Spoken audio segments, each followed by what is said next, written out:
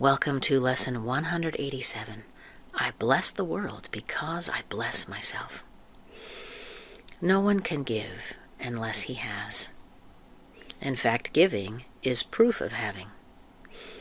We have made this point before. What seems to make it hard to credit is not this. No one can doubt that you must first possess what you would give. It is the second phase on which the world and true perception differ.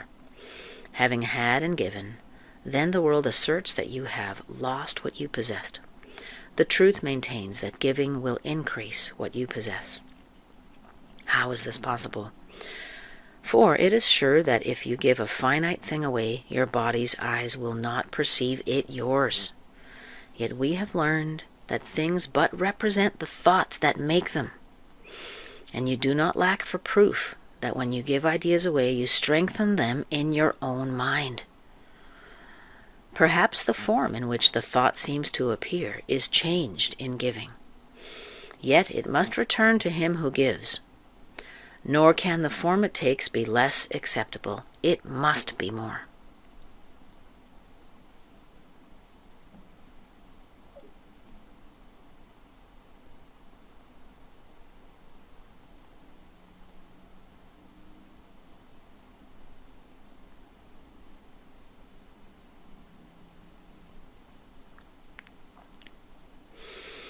Ideas must first belong to you before you give them. If you are to save the world, you must accept salvation for yourself.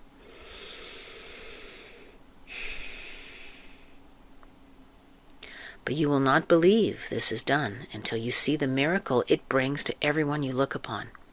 Herein is the idea of giving clarified and given meaning. Now you can perceive that by your giving is your store increased. Protect all things you value by the act of giving them away, and you are sure you will never lose them. What you thought you did not have is thereby proven yours. Yet value not its form, for this will change and grow unrecognizable in time, however much you try to keep it safe. No form endures. It is the thought behind the form of things that lives unchangeable. Give gladly, you can only gain thereby. The thought remains and grows in strength as it is reinforced by giving. Thoughts extend as they are shared, for they cannot be lost. There is no giver and receiver in the sense of the world that conceives of them. There is a giver who retains, another who will give as well, and both must gain in this exchange, for each will have the thought in form most helpful to him. What he seems to lose is always something he will value less than what will surely be returned to him.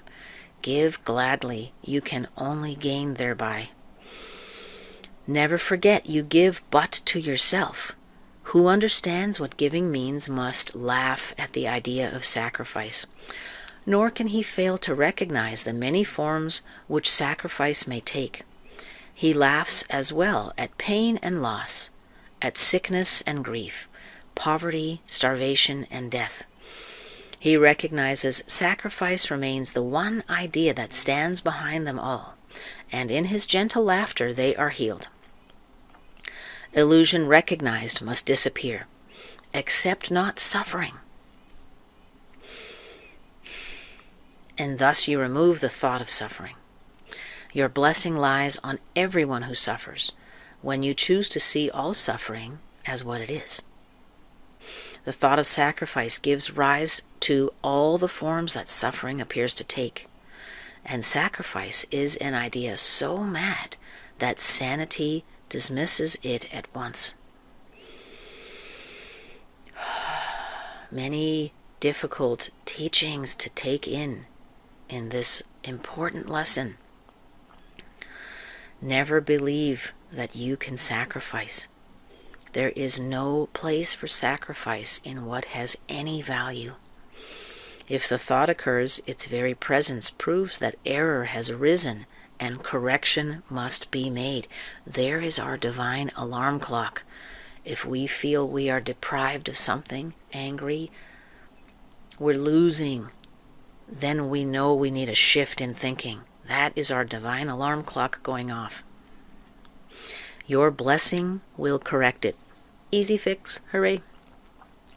Given first to you, it is now yours as well to give. No form of sacrifice and suffering can long endure before the face of one who has forgiven and blessed himself. The lilies that your brother offers you are laid upon your altar with the ones you offer him beside them. Who could fear to look upon such lovely holiness? The great illusion of the fear of God diminishes to nothingness before the purity that you look upon here.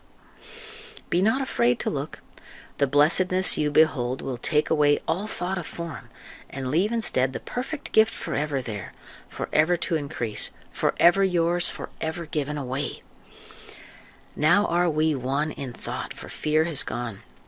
And here before the altar to one God, one Father, one Creator, one thought, we stand together as one daughter of God, not separate from she who is our source, not distant from one sister who is part of our one self, whose innocence has joined us all as one. We stand in blessedness, and we give as we receive. The name of God is on our lips. As we look within, we see the purity of heaven shine in our reflection of our Mother's love. Now are we blessed. Now we bless the world. What have we looked upon we would extend, for we would see it everywhere. We behold it shining with the grace of God in everyone. We would not have it be withheld from anything we look upon. And to assure this holy sight is ours, we offer it to everything we see. For where we see it, it will be returned to us in form of lilies we can lay upon our altar, making it a home for innocence itself, who dwells in us and offers us her holiness as ours. Amazing.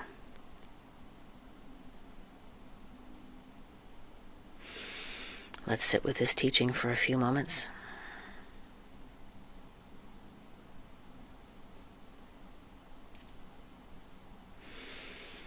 Visualize offering the lilies of forgiveness and love to all of the brothers and sisters we encounter today, and praying for the strength and the willingness to default to this beautiful response instead of to the warlike response we have been conditioned to, where our defenses are ready.